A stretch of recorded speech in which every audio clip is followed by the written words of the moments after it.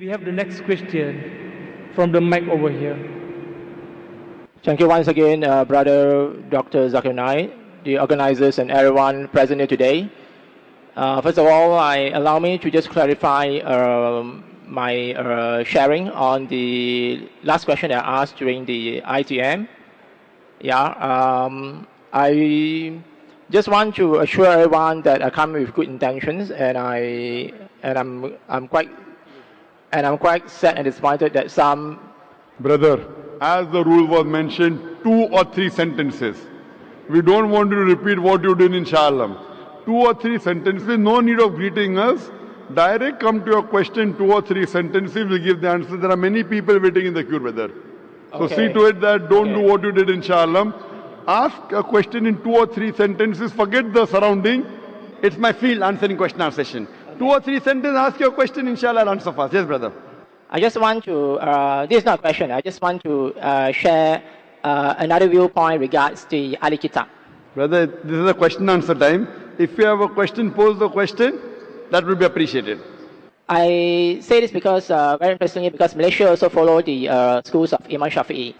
And actually, Imam Shafi'i actually goes for the more open interpretations of the Ali Kitab, as opposed to some schools and jurists that only limit it to the Jews and Christians. Actually, it's based on the scrolls of Abraham, the Psalms of David, Quran verse chapter 87, verse 19. And I hear a commentary by Prof. Hashim Kamali in this book, Common Grounds Between Islam and Buddhism, which I will present it to you afterwards. Brother, I told you last time, Imam Shafi wrote the book Al-Umm. Get me reference from that, I will believe. You are getting a book somebody else wrote. For me, when I quote you Quran directly and read from the Quran, if you read from a book somebody else has written, that doesn't carry weight for me. For me, if you want to quote Imam Shafi, he had Jadid and Qadim. I have read that book. Quote me from that book. Don't quote me from a book somebody else has written. It's not correct, it's not verified. You are doing the same thing what it is, inshallah.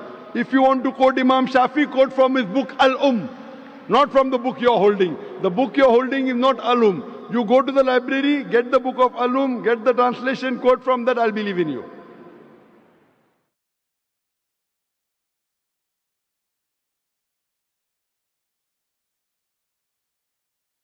The last question for the night.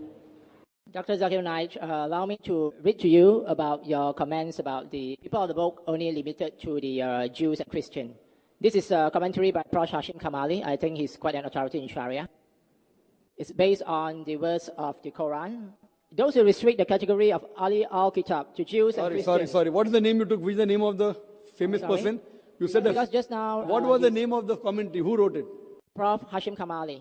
Hashim Kamali, I haven't heard of him. First time I'm hearing. Yeah, please Google him. No, you said he's very famous. He's the chairman of Institute of Advanced Islamic Study in Malaysia.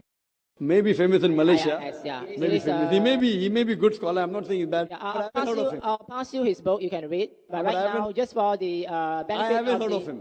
He may be a good person. He may be a good scholar. I'm not disagreeing with that. But I personally haven't heard of him. Yes, you can read the commentary. Okay, this is based on the Quran. He says that those who restrict the category of Ali al-Kitab to the Jews and Christians quote in authority the Quran, chapter 6, verse 156, which declares that books were revealed to 2 groups before. But the context where this phrase occurs actually questions rather than endorses the spirit of such limitation. Let us briefly examine the context. The verse, chapter 6, verse 156, immediately follows 2 other verses, one of which affirms the veracity of the Torah that contain guidance and light. The succeeding verse refers to the Quran itself as the blessed book, Kitabun Mubarakun, and an authoritative source. And then comes the verse 156. Lest you should say, bracket, think that books were sent down to 2, bracket, groups of people, bracket, only before us, and for our part we remain unacquainted with a revealed book. The tone of the discourse here is expressive. Brother, all this doesn't make a difference. I'll give the reply again to you. All this doesn't make a difference to me. Even I'm a student of the Quran. Let me tell you one thing. I want to repeat the answer which you have not heard correctly. I told you by meaning Ahle Kitab means people of the book. It can also mean people of the revelation. In that context, even Muslims are Ahle Kitab.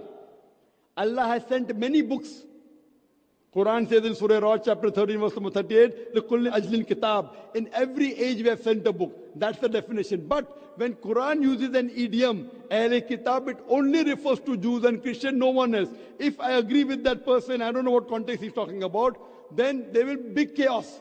Among the Ahle Kitab, there are those who say this. And it says, Ahle Kitab believe in law and gospel, meaning Torah and the Injil. With these, there are many verses in the Quran. With this, it is 100% sure that whenever Quran refers to Ahle Kitab, it only refers to Jews and Christians as an idiom.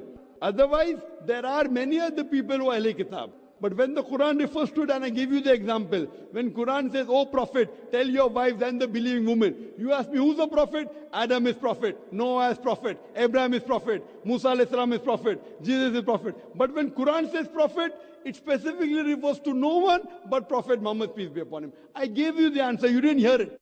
I hear you, but I hope This that is you the answer. also...